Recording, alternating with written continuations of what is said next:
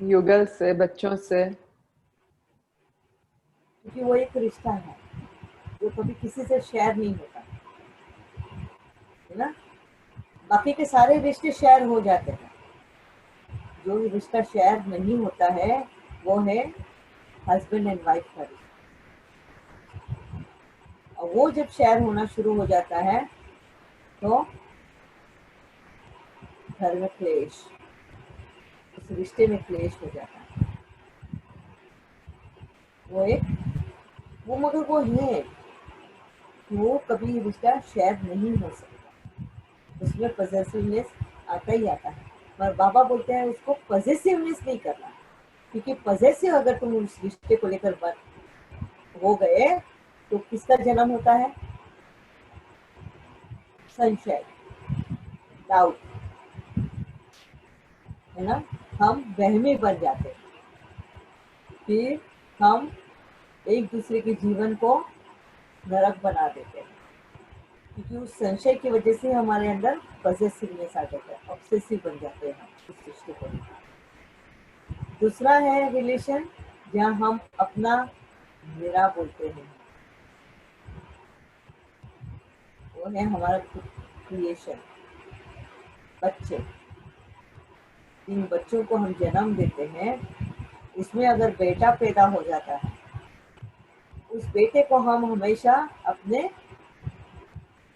Control में रखने की कोशिश करते हैं, अटैचमेंट अपने इसमें रखने की कोशिश करते हैं, है ना। उसी जगह पे बेटी को डिटैचमेंट में रखते हैं और बेटे को अटैचमेंट में रखते हैं। देखो दोनों को भी माताएं पालना दे रही है, अपनी ही है दोनों क्रिएशन, बेटी भी और बेटा भी, दोनों की क्रिएशन हमारी है। और दोनों माँ बाप उनको संस्कार भर रहे हैं, उनको पालना दे रहे हैं, और दोनों में पालना देने में कितना फर्क है, चेक करें। कहीं ना कहीं हम बेटे से बहुत अटैच हो जाते हैं, और यही अटैचमेंट हमारा सबसे ज़्यादा दुख का कारण बनता है, क्योंकि यही अटैचमेंट एक्सपेक्टेशंस को भी जन्म देता है, एक इनसिक्योरिटी को भी जन्म देता है। वही बच्चा जब बड़ा हो जाता है और जैसे उसकी शादी हो जाती है, फिर जन्म देता है इनसिक्योरिटी का, हमारी फ्यूचर लाइफ का, क्योंकि अब उसकी फैमिली आ रही है, उसकी वाइफ आएगी, वो भी अपना हक जमाएगी, है ना। और हमारा अस्तित्व, हमारा नाम, हमारा अस्तित्व हमें ऐसा लगता है अंधेरे में जा रहा है। हमारा परिश्रम, हमने किया हुआ उस बच्चे के ऊपर इतना एफर्ट्स, ऐसा लगता है कि कोई और उसको लेके जा रहा है। तो ये सब जो एफर्ट्स है, जो परिश्रम है, जो उसके लिए हमने दिन रात एक किए हुए हैं, ये सारा उसका मूल्य मांग रहा है, एक्सपेक्टेशन। और ये जन्म देता है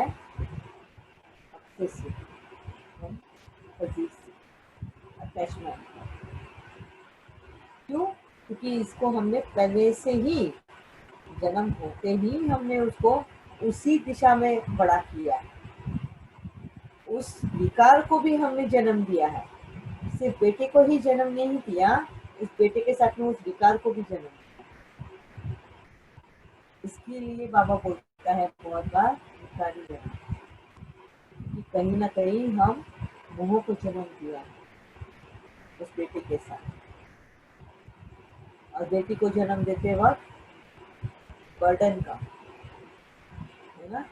तो बहुत से अभी तक जो काफी कंजर्वेटिव दिमाग के होते हैं लोग, नैरो माइंडेड, वो हमेशा बेटी को देखते ही उनको क्या लगता है? बोझ। तो कहीं ना कहीं उनके मन में वो अपनी बेटियों के लिए पालते हैं, है ना, एक बोझ पालते हैं और एक द्वेष पालते हैं, इसलिए इन जन्म को अपवित्र जन्म कहते हैं। ठीक है, अभी क्लियर है अटैचमेंट का मतलब क्या है एंड डिटैचमेंट का मतलब क्या है? हमारा जब ज्ञान में आने का वक्त शुरू होता है सब अटैचमेंट से बाबा छुड़ाते हैं कि और रीजन से हम इस अटैचमेंट से छूटते हैं? देखो, हम जब ज्ञान में आते हैं तो बाबा हमें अटैचमेंट से तो छुड़ाने की कोशिश करता ही है। वो इसीलिए तो ये पाबंदियां डालता है ना, सिंपल लिविंग, खाने में खुद बनाओ, बहुत सारी ऐसी वो पाबंदियां डालता है जिससे हमारे अंदर से वो अटैचमेंट दूर हो जाए। मगर जब हम बाबा की भी वाणी को, बाबा के भी डायरेक्शन को ओवरलुक कर देते हैं, फॉर ग्रांटेड ले लेते हैं, फिर कौन हमें सिखाता है? ड्रामा। ड्रामा सिखाता है। ड्रामा सिखाता है, ये वक्त सिखाता है। ये वक्त जो है ना, ये बहुत, बोलते हैं ना, क्रूएल है। इसको धर्मराज कहा जाता है। वो कभी नहीं देखता उस आत्मा की स्थिति क्या है और कैसी है, बस। और इसीलिए बाबा हमेशा बोलता है, जब तक मैं हूँ तब तक अपने आप में परिवर्तन कर दो, क्योंकि फिर बाद में तो मुझे भी साक्षी दृष्टा हो जाना होगा। जब वक्त ने वो छड़ी हाथ में ले ली तो मैं भी उसमें कुछ नहीं कर सकती। जैसा मैं अपने बारे में बताती हूँ, क्योंकि मुझे भी किसने सीधा किया, मैंने भी 10 साल ऐसे ही गवा दिए थे। बाबा तो ज्ञान में रोज सुना रहा था, वो तो सारा सिर के ऊपर से। आप लोग तो भी यहाँ से सुन के यहाँ से निकाल रहे हो, मेरा तो उधर से कान में भी नहीं घुसा था।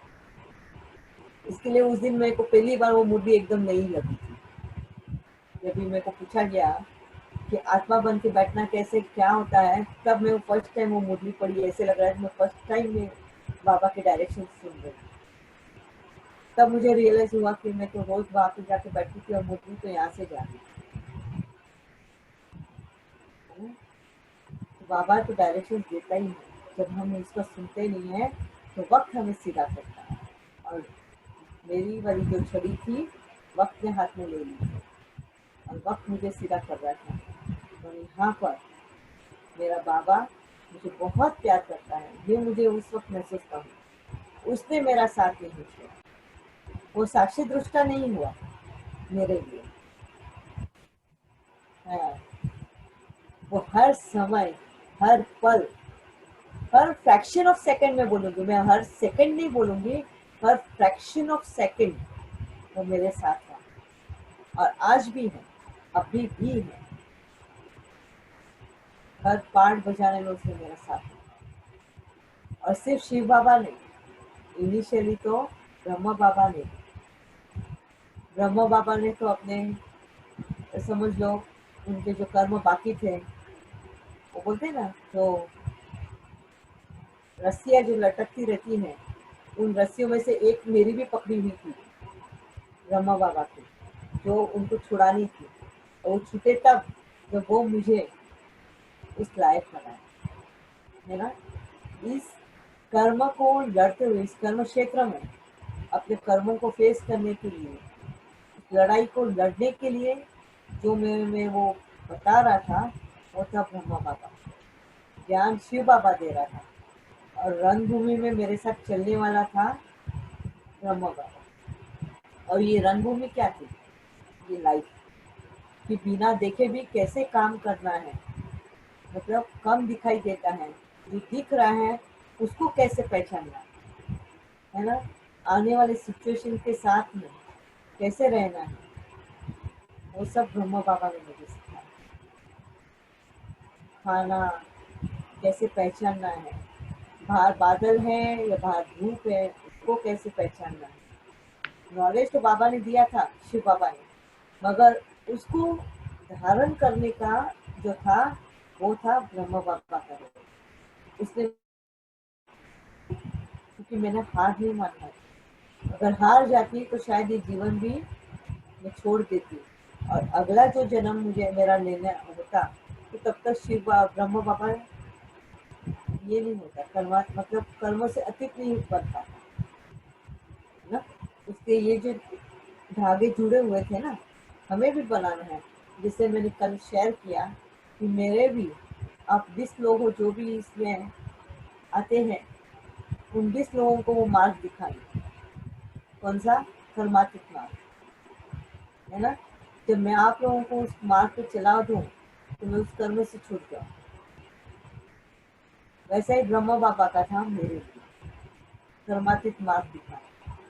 और जब मैं उस पर चल पड़ी, वो उस कर्म से छूट गई। और फिर शिव बाबा ने अपना रोल निभाया।